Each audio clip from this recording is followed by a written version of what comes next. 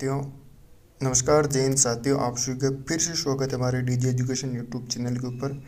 और इसके अंदर सबसे पहले आपको ये कट ऑफ बताई थी, इनका मैं आप जवाब देने वाला हूँ कि क्या इनकी कट ऑफ ये सही है या अपनी ये दुकान चला रहे हैं। इसका मैं सबसे लास्ट में मैं आपका सटीक एनालाइज में आपको कर दूंगा।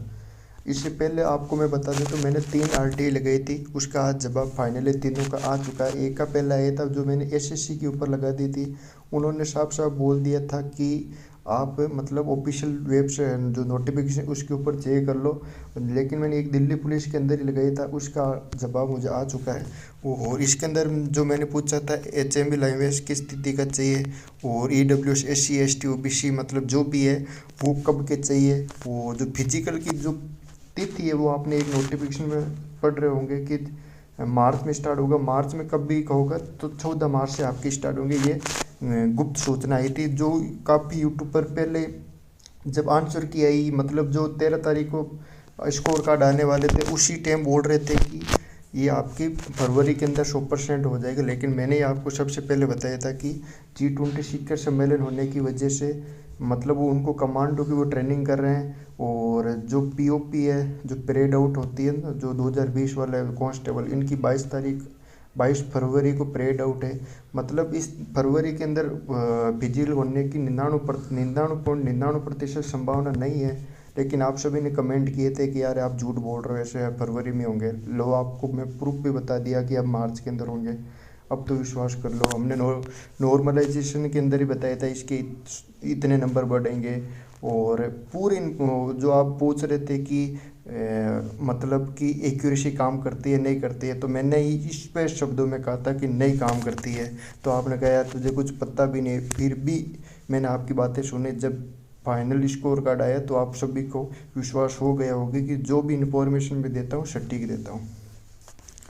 अब मैं आपको बता देता हूँ कि इसके अंदर क्या क्या आरटीआई लगाई थी और क्या क्या मुझे जवाब आया है। इसके अंदर ही जो एक दूसरी आरटीआई, पहले आरटीआई का जवाब तो आया कि आप नोटिफिकेशन के ऊपर देख लो। एक दूसरी आरटीआई का जवाब आया था, वो इंग्लिश में आया था, इतना समझ में नहीं आता इंग्लिश, हम ड्राइवर वाले बंदे हैं। तो इसके अंदर ये कुछ था, तो मुझे ये समझ, इसका हिंदी ट्रांसलेट कर लेता हूँ मैं। दिल्ली पुलिस ड्राइवर फॉर्म भरने की अंतिम तिथि के पहले उम्मीदवार के पास जाति प्रमाण पत्र होना चाहिए, अन्यथा उसके उम्मीदवार की सदस्य सामान्य श्रेणी में मानी जाएगी। इसका मतलब जो मैंने एक पूछा था ईडब्ल्यूएस एससी एसटी, जो आप बोल रहे थे कि अंतिम तिथि के बाद का होता है वो चल जाएगा क्या, तो इसका इन्होंने बता दिया कि उसकी नहीं चलेगा। अगर आप कट ऑफ मतलब क्लियर कर लेते हैं तो उसको आप जनरल के अंदर काउंट कर दिया जाएगा, वरना उनकी मान्यता मतलब उनकी उम्मीदवारी है वो रद्द कर दी जाएगी। उस और भी नीचे एक पॉइंट और था, लेकिन जो मेन था मैं आपको बता देता हूँ। और इसका जो आरटीआई का है वो मैं आपको ग्रुप के अंदर भी डाल दूंगा।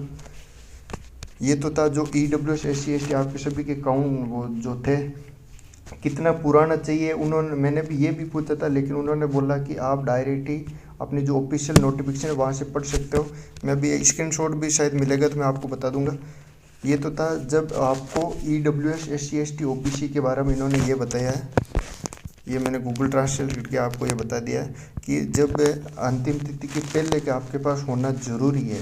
और जो बोल रहे थे कि बहुत से बंदे बोल रहे थे कि ये बाद का भी चल जाएगा, लेकिन इस बार नहीं चलेगा, क्योंकि 2020 के अंदर जो कांस्टेबल के था उस टाइम कोरोना के कारण जो पुराना या नया थे वो सभी चल गए थे। लेकिन अब नहीं चलेंगे, क्योंकि सभी बच्चे पता है कोर्ट के अंदर चले जाएंगे। दिल्ली पुलिस को पता है अगर बाद वाले अलाउ कर देते हैं तो फिर नोटिफिकेशन का मतलब क्या रहेगा।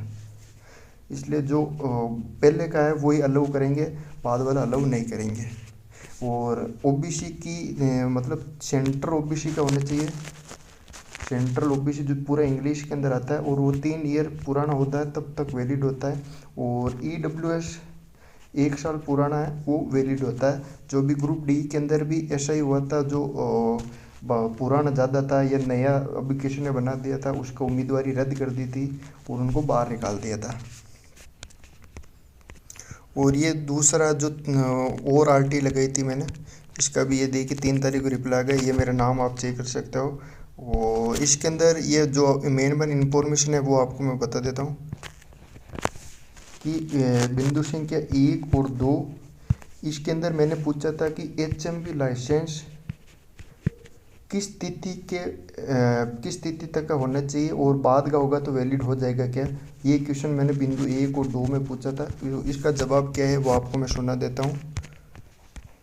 दिल्ली पुलिस में सिपाही चालक की भर्ती परीक्षा के लिए उम्मीदवार के पास आवेदन पत्र भरने के समय भारी वाहन चलाने का ड्राइविंग लाइसेंस होना जरूरी है। मतलब भारी वाहन मतलब HMV लाइसेंस होना चाहिए, वो भी अंतिम तिथि जब आवेदन कर रहे थे उस समय का ही चाहिए। अगर इसके बाद का होगा तो उसकी सदस्यता पूरी रद्द कर दी जाएगी और उसको अनक्वालीफाई करके बाहर निकाल देंगे, क्वालीफाई नहीं करेंगे।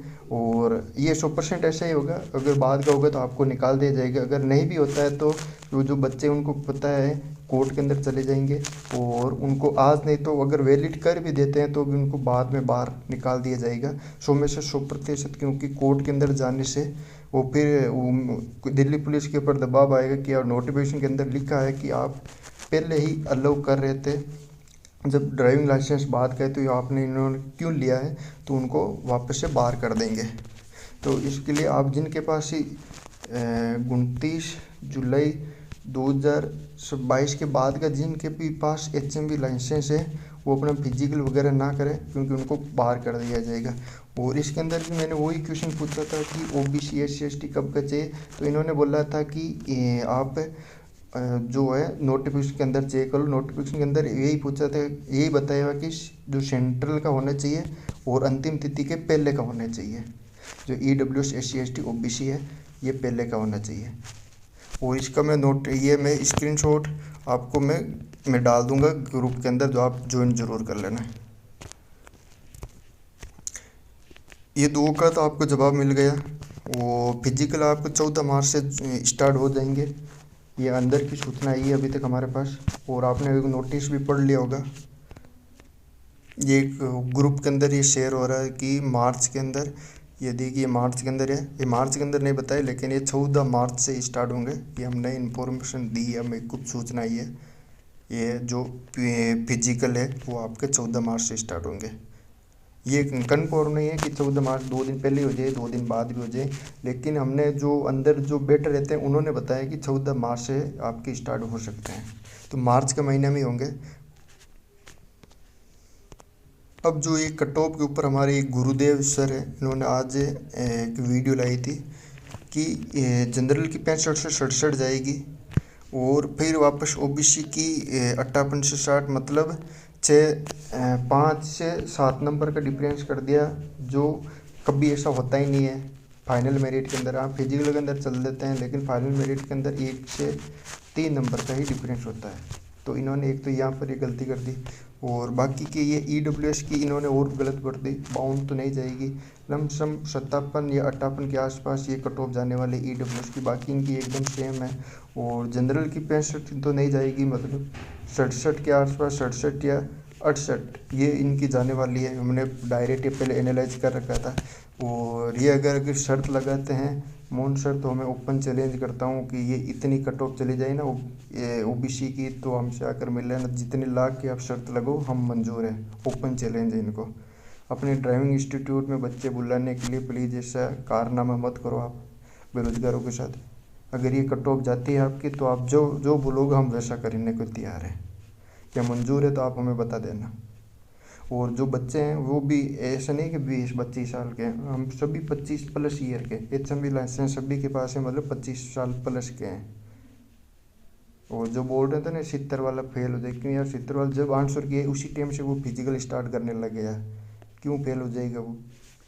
तो ये दूसरों को पागल मत बनाओ। और आपको भी कुछ डाउट वगैरह है तो आप हमें कमेंट करके ज़रूर बताना। और वीडियो आपको अच्छा लगा तो लाइक ज़रूर कर देना। धन्यवाद।